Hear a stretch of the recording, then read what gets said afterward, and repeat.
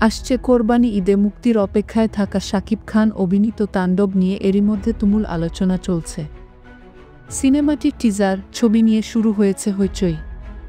রায়হান রাফি পরিচালিত সিনেমাটির আকর্ষণের কেন্দ্রবিন্দুতে রয়েছেন শাকিব। তার সঙ্গে আছেন জয়া আহসান, সাবিলা নূরের মতো তারকারা। এদিকে বেশ কিছু গোপন সূত্রে জানা গেছে, তাণ্ডব সিনেমায় বিশেষ চমক নিয়ে হাজির হবেন হালের আরেক ক্রেজ চিত্রনায়ক সিয়াম আহমেদ। তিনি ক্যামিও একটি চরিত্রে অভিনয় করেছেন এই সিনেমায়।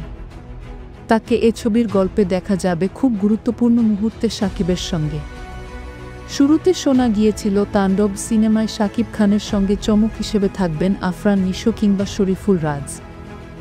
তবে শেষ পর্যন্ত নিজের অভিষেকের পোড়ামন দুই ছবির নায়ককেই বেছে নিয়েছেন রাফি।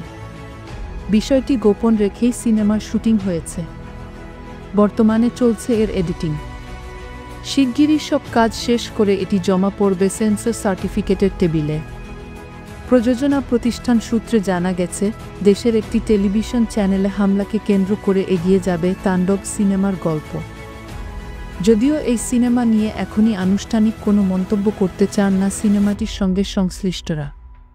তাণ্ডব এর গল্প রায়হান রাফির নিজের। পরিচালকের সঙ্গে যৌথভাবে চিত্রনাট্য করেছেন আদনান আদিব খান। আসছে ঈদের সবচেয়ে বড় ধামাকা হিসেবে মুক্তি পাবে ছবিটি।